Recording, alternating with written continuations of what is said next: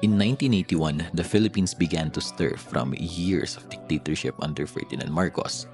The press was muzzled, fear lingered in the streets, and silence had become a form of survival. And yet, in the midst of this climate, a film quietly premiered, one that would change the face of Filipino horror forever.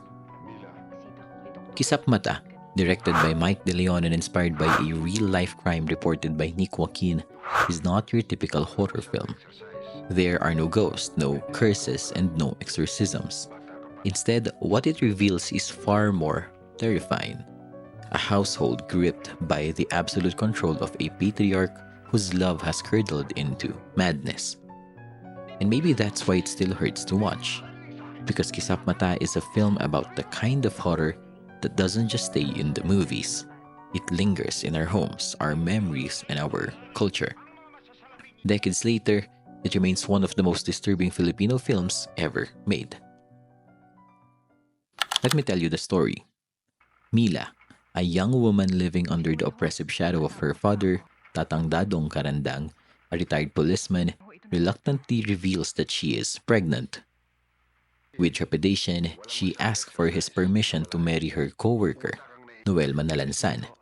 Though initially resistant, Dadong eventually consents, but only after his outrageous demand for a substantial dowry is met. A transaction that already hints at his need for control over Mila's life. Following the wedding, Dadong refuses to relinquish his hold on the couple, insisting they live under his roof. Despite their misgivings, Mila and Noel agreed. Within the confines of the Karandang household, Noel quickly grows frustrated as Mila prioritizes caring for her ailing mother, Deli, over starting a life of their own. His resentment deepens when he finds himself locked out of the house one night, a subtle but deliberate display of Dadong's control. Still haunted by fear but inching towards freedom, Mila decides to flee. She and Noel take temporary refuge with Noel's father.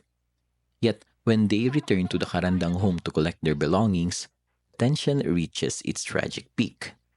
Dadong pleads with Mila to stay, revealing an unsettling fixation on her pregnancy. May karapatan din ako sa batang yan. A deeply disturbing implication that the relationship has crossed into incestuous territory. As Mila and Noel resolutely assert their independence, Dadong unravels. In a final act of desperation and possession, he pulls out his gun and commits an unthinkable act. He kills Deli, Noel, and Mila before turning the weapon on himself. Kisap Mata isn't just a horror film, it's a reflection of a deeply unsettling reality.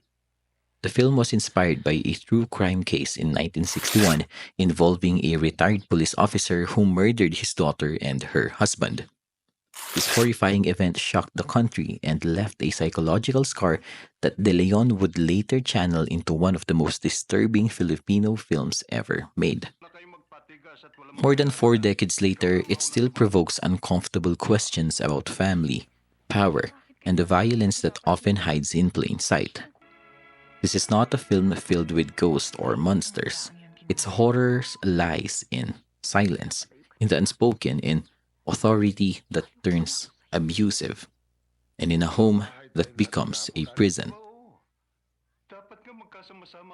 At the heart of the film is Tatang Dadong Karandang, a retired policeman, a symbol of absolute authority, and as we later realize, a deeply disturbed man. His control over his daughter Mila is not only suffocating but deeply unnatural. What begins as strictness unravels into obsession. His refusal to let Mila go even after marriage, his demand for control over where she lives, and his final line about being, quote-unquote, interested in the baby, all suggest something darker. A long-running incestuous relationship veiled in paternal care.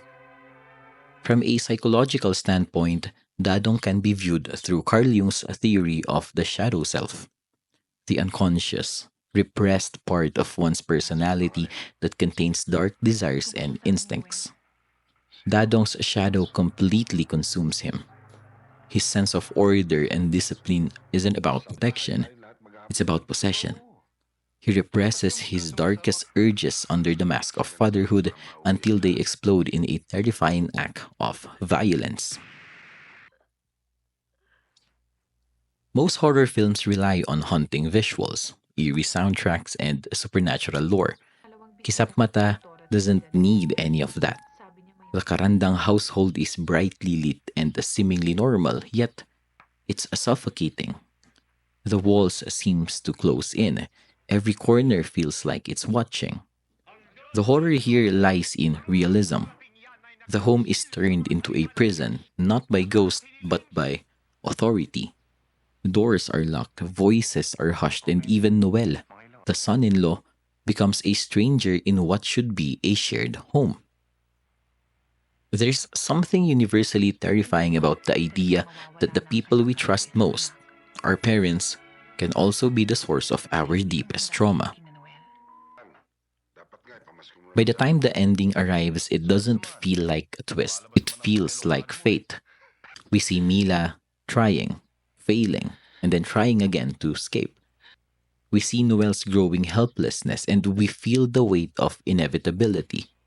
When Dadong finally pulls the trigger and takes down his entire family with him, it doesn't feel shocking. It feels like a scream that's been held back the entire film. It's grief, it's trauma, and its power, unchecked. We can compare this emotional spiral to films like Hereditary or other films where horror comes not from jump scares but from the crushing force of fate and the helplessness of the people caught in it. Kisap Mata doesn't just show horror, it lives in it. The film remains powerful not because of how it scares you, but because of how it haunts you. It asks if authority always deserves obedience.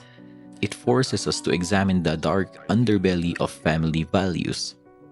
It's a film that has aged disturbingly well, especially in a society that still grapples with patriarchal control and silence in the face of abuse. In a single moment, in the blink of an eye, everything falls apart. That's what Kisap Mata leaves you with. And maybe, just maybe, that's the scariest thing in this movie.